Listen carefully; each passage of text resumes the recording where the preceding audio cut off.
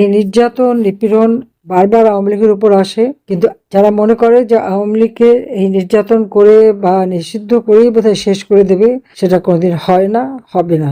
কারণ আওয়ামী লীগ এদেশের মাটি মানুষের মধ্য দিয়ে গড়ে উঠেছে, কোনো ক্ষমতা দখলকারীর পকেট থেকে আসেনি, কোনো অবৈধভাবে ক্ষমতা দখলকারী, অসাংবিধানিকভাবে ক্ষমতা দখলকারীর হাতে গড়া সংগঠন আওয়ামী লীগ না। আজকে আমি কি দেখলাম, খাল কাটার নামে একটা সড়কের মাঝখান থেকে কেটে ফেলে দিল, আর এক জায়গায় খাল কেটে, বেশি দূর না, কক্সবাজারে এই ঘটনা ঘটিয়েছে।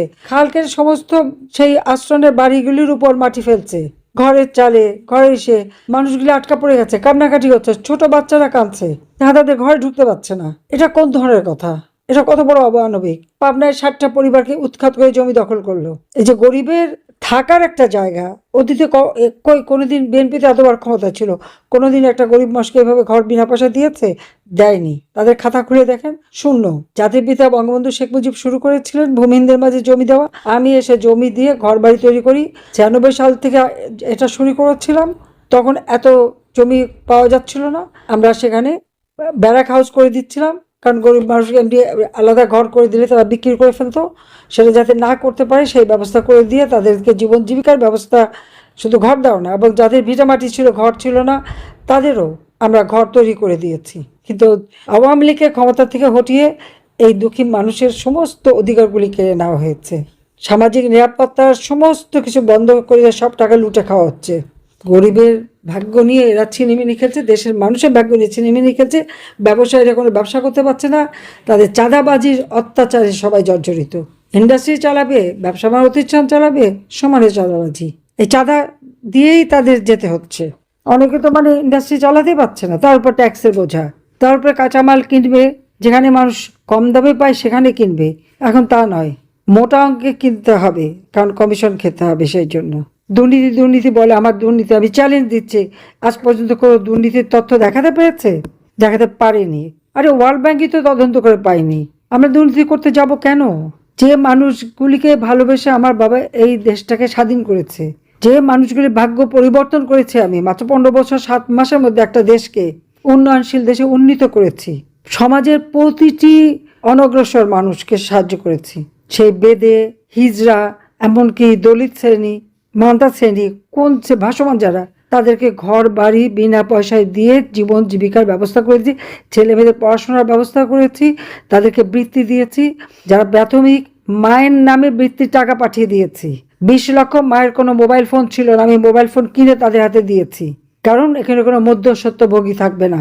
কোভিডের সময় মানুষকে আর্থিক সহায়তা দিয়েছি, সোজা ব্যাংকে, বাংলাদেশ ব্যাংকে থেকে সরাসরি টাকা চলে গেছে মানুষের কাছে, মাঝখান থেকে মেরে খেতে পারেনি। আর আজকে সে সব কিছু স্যাংশন করা হয়, দেওয়া হয়, কিন্তু তার যারা পাবে তাদের হাতে পৌঁছায় না, সব পকেটে চলে যায়। এইভাবে একটা দেশ চলতে পারে না, এভাবে একটি জাতিকে সর্বনাশ করতে দেওয়া যায় না। তাই সকলকে ঐক্যবদ্ধ হতে হবে। প্রত্যেক এলাকায় আমাদের যত উন্নয়নের কাজগুলি সেটা মানুষের কাছে পৌঁছে দিতে হবে। আর যেখানে যেখানে যাদের উপর অত্যাচার নির্যাতন হয়েছে, ঘর বাড়ি জ্বালানো পড়ানো হয়েছে, গায়ে হাত তোলা হয়েছে, ছেলেকে পায়নি মাকে কুপিয়ে মেরেছে, বাচ্চা ভাই বোনকে কুপিয়েছে, বাবাকে মেরেছে, এই সমস্ত পরিবারের সব হিসাবগুলি রাখতে হবে, এবং যারা করেছে তাদের নাম ঠিকানা সব রেখে সব লাল কালি দিয়ে দাগ দিয়ে রাখতে হবে। দিন আসবে, বেঁচে যখন গেছি তখন দিন আসবে, আমার একটা বিশ্বাস। কারণ আমি তো বারবার মৃত্যুর মুখে, সরাসরি আমাকে গুলি করেছে, আমি বেঁচে গেছি। 76 কেজি বোমা পুঁতে রেখেছে, আমি বেঁচে গেছি। 13টা গ্রেনেড প্রকাশ্য দিবলোকে মেরেছে, আমি বেঁচে গেছি। কেন? আল্লাহ বাঁচিয়েছে, নিশ্চয়ই একটা কাজ আছে তাই, এবং সে কাজ করেছি, যার জন্য বাংলাদেশ উন্নয়নশীল দেশে উন্নীত হয়েছে। এখন যাদের চেহারাগুলো স্পষ্ট হলো, এই দুর্বৃত্ত, বিশ্ববাটপার, এবং যারা অগণিত মানুষকে হত্যা করছে, নারী নির্যাতন, শিশু নির্যাতন, সংখ্যালঘু নির্যাতন, সাংবাদিক, আইনজীবী, কোনো শ্রেণীবাদ নেই এদের হাতে নির্যাতিত হয়নি। চিফ জাস্টিস থেকে শুরু করে সর্বস্তরের মানুষকে অপমান করা, শিক্ষকদের অপমান করা, ছোট্ট শিশুদের দিয়ে শিক্ষকদের অপমান করানো, তার উপর 1.5 মাসের শিশু থেকে শুরু করে সব গ্রেপ্তার। এইরকম জুলুমবাজ আর কখনো কেউ দেখেনি। একটা গুটি গুটি চেহারা, ভালো মানুষের মুখ নিয়ে এসেছিল বিশ্ব বাটপার, তার আসল চেহারাটা মানুষ এখন জেনে গেছে। এত অর্থ কোত্থেকে পেল? 6,000 টাকা বেতনের এক কর্মচারী গ্রামীণ ব্যাংকের, এখন গ্রামীণ ব্যাংকের মালিক হয়ে গেছে। আর যাদের জন্য করা হয়েছিল তারা কিছুই না। ভ্যাকসিন না কিনে স্বাস্থ্য প্রতিষ্ঠানকে আবার বাড়ি বানাচ্ছে এখন।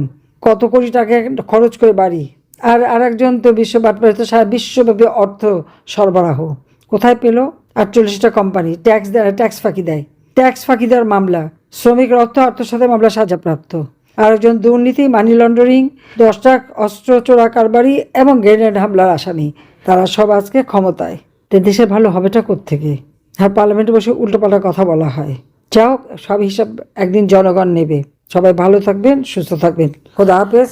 সবাইকে ঐক্যবদ্ধ হতে হবে, এটাই আমার নির্দেশ। ঐক্যবদ্ধ হয়ে দেশের জন্য কাজ করতে হবে। সবাই ভালো থাকবেন, সুস্থ থাকবেন। খোদা হাফেজ। জয় বাংলা, জয় বঙ্গবন্ধু।